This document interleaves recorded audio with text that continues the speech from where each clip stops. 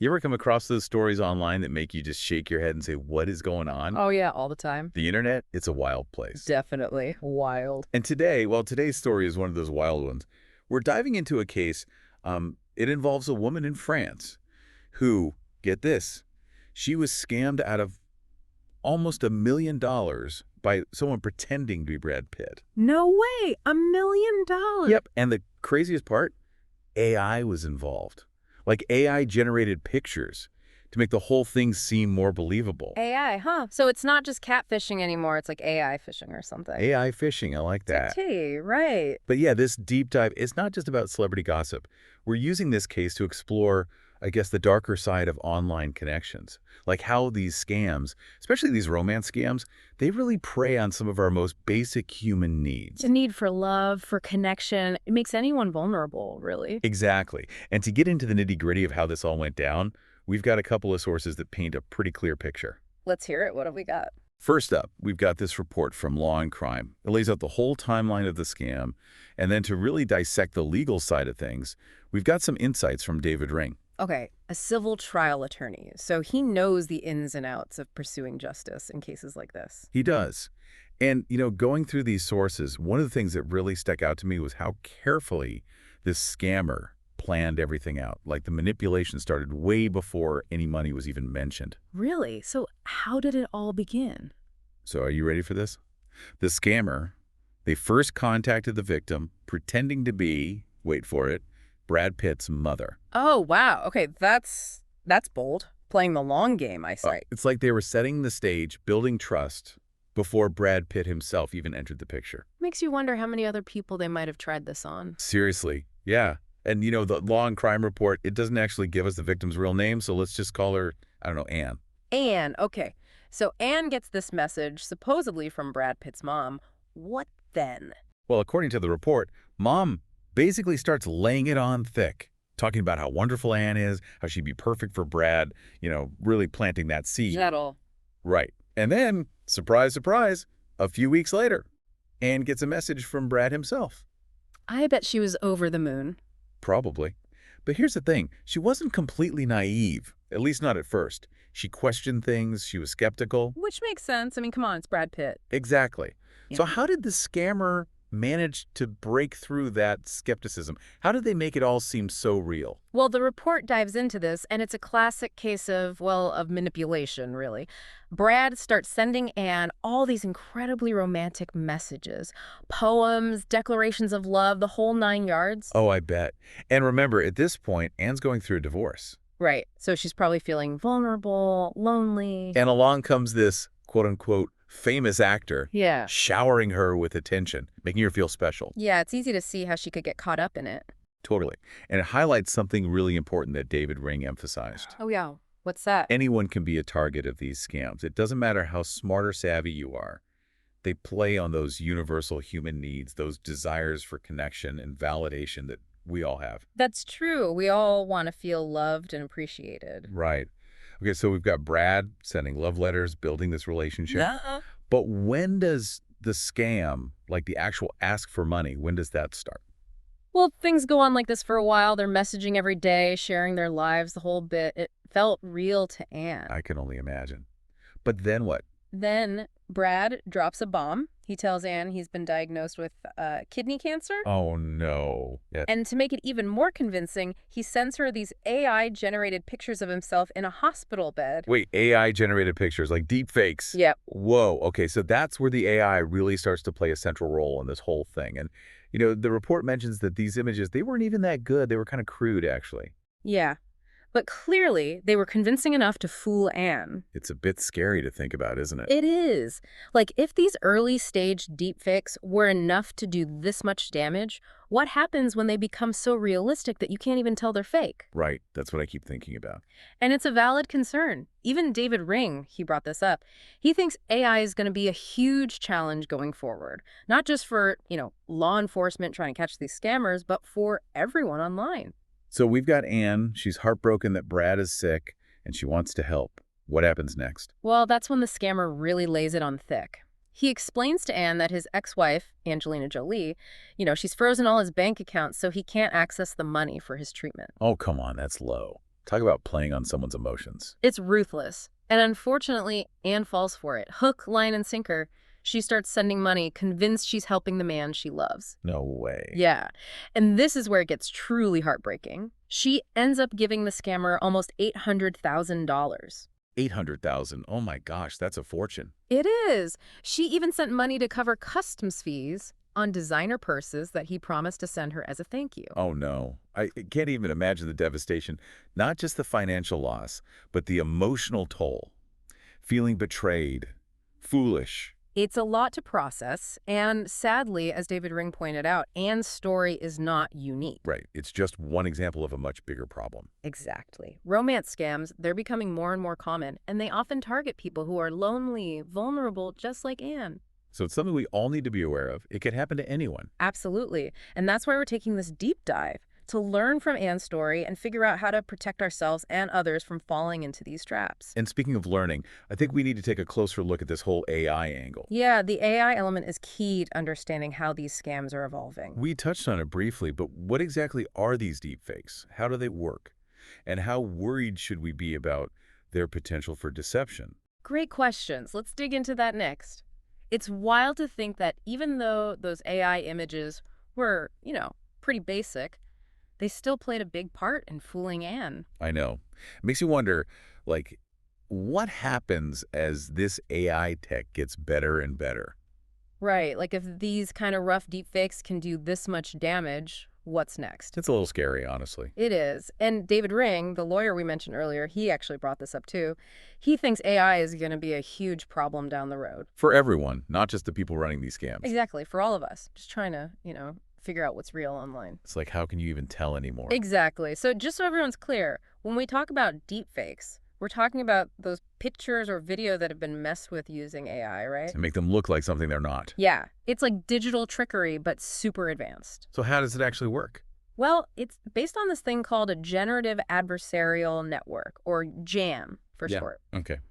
Basically, you have these two AI algorithms, and they kind of go head to head. Like fighting each other. Yeah, in a way. Ah. One tries to create a fake, the other tries to spot it. And as they do this, they both get better. Exactly. So the fakes get more realistic, and the detection gets tougher. It's an AI arms race. You got it. Yeah. And the end result? These deepfakes that can fool just about anyone. Okay, so now I'm really getting creeped out. I know, right? Like, Yeah. Imagine getting a video call from, I don't know, your grandma. And she's asking for help. But it's not really her. It's a deepfake trying to trick you. Whoa. Okay, that's seriously messed up. And that's just one example. So what can we even do if these deepfakes are going to get so good? It feels kind of hopeless. I get it. It's overwhelming. But there are things we can do. Like what? Give me some hope. Well, first of all, we got to be way more critical of what we see online. Don't just take everything at face value, even if it seems like it's coming from a source you trust. Yeah, because those sources can be hacked or whatever, right? Right. So it's all about double checking. Like, if you get a message from someone saying they're a celebrity, or even just someone you know, take a second to make sure it's legit. So go to their official website or social media, that kind of thing. Yep. Don't just take their word for it. And, this is probably a good time to remind everyone about those click this link messages we all get. Oh, yeah, those are sneaky. David Ring was talking about how those are getting really good, Yeah. like they look like they're from your bank or the post office. It's easy to fall for them, especially when you're just quickly checking your phone. Totally. So the key is to slow down, take a breath, think before you click anything. And if something seems fishy, Trust your gut.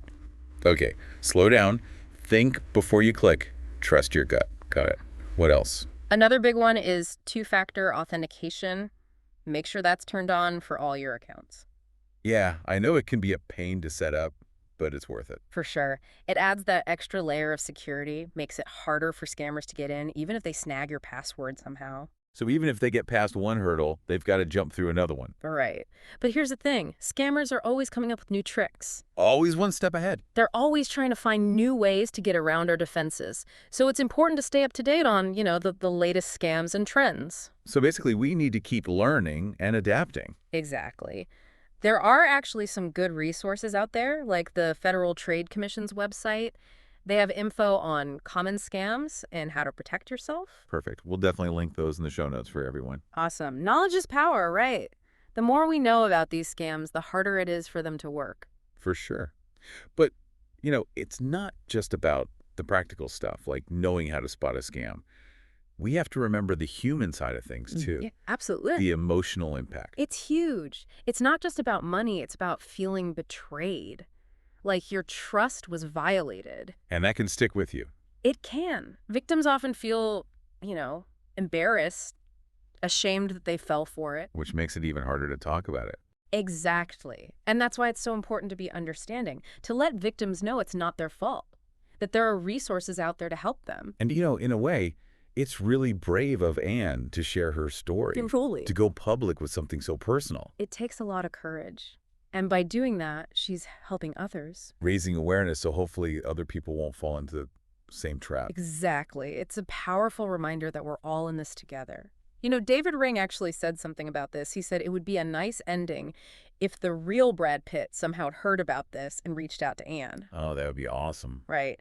Like a reminder that even in the midst of all this darkness, there's still hope, still good in the world. Okay, so we've covered a lot.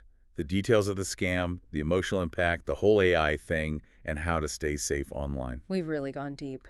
We have. But there's another layer to this story that I think we need to unpack. It's not just about individual actions or even technology.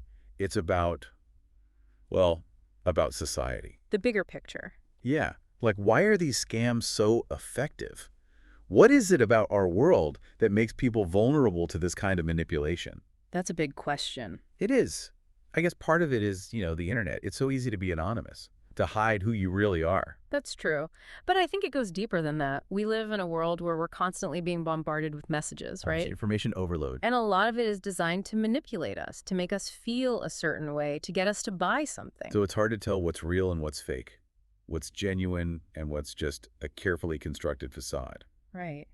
And then you have social media, which often shows the super distorted version of reality. Everyone's life looks perfect online. And that can make people feel inadequate, lonely, like they're missing something. And that longing for connection, that loneliness, it can make people more susceptible to these scams. Absolutely. So it's not just about individual responsibility. It's about recognizing that there are these bigger forces at play, these societal factors that contribute to why these scams work. So we need to look beyond the individual victims and think about the bigger picture. Right. Like, what kind of world are we creating where people feel so isolated and disconnected that they're willing to risk everything for the promise of online love? Whoa, that's deep. It is. And it's something we need to wrestle with if we really want to stop these scams. It's not just about teaching people how to avoid red flags. It's about tackling the root causes. Addressing those underlying social conditions. Exactly. Wow, this conversation has taken some interesting turns. From Brad Pitt to the state of society. It's a wild ride. The internet, right. It's complex and always changing. So we got to be careful, but also curious. Exactly. Curious and cautious. This whole thing's got me thinking, like, what can we actually do about this? Yeah. It feels like a huge problem, and I'm just one person. I hear you. It can definitely feel overwhelming, but honestly, even small things can make a difference. Like what? Give me something to hold on to here. Well, for one, just talk about it. Share the story with your friends, your family. Spread the word. Exactly. You never know. Someone you know might be vulnerable to this, or maybe they've even been through something similar but haven't told anyone. So raising awareness is key. Okay. The more people know, the less likely they are to fall for it. Exactly. Knowledge is power, right? And it's not just about talking, Think about your own online behavior. Be careful about what you share. Don't click those shady links. Right. And if you see something suspicious, report it. Be a good digital citizen. Exactly. Look out for yourself and for the people around you. Check in on your friends, especially anyone who might be going through a tough time. Because those are the people these scammers often target. Sadly, yeah. And if you're worried about someone, let them know there are resources out there. Organizations that help victims of scams. We'll make sure to list some of those in the show notes. Perfect. And then, looking at the bigger picture, we need to push for stronger laws and better ways to catch these scammers. Because right now, it seems like they often get away with it. Especially when they're overseas. It's tough for law enforcement to track them down. So yeah, we need better systems in place, more international cooperation. So it's like individual actions, community support, and then pushing for bigger changes. It's a multi-pronged attack. I like it. A good offense is the best defense. Right. But ultimately, I think it comes down to creating this culture of awareness, Yeah. encouraging people to think critically, to be a little skeptical, especially online. Like we were saying before, the internet, it's a bit of a wild west out there. It is. So we got to be savvy. Ready for anything. Exactly. And, even though we've been focusing on the negative stuff today, the internet's not all bad. Of course not. There's a lot of good out there, too. Right. And it's important to remember that technology, it's a tool. It can be used for good or bad. It's all about how we use it. Exactly. So let's use it to connect with each other, to build community, to make the internet a better place. Here. So before we wrap up, I want to leave everyone with this thought. What if we could use all that creativity that scammers have? All that effort they put into these elaborate schemes. And channel it towards something good. Exactly.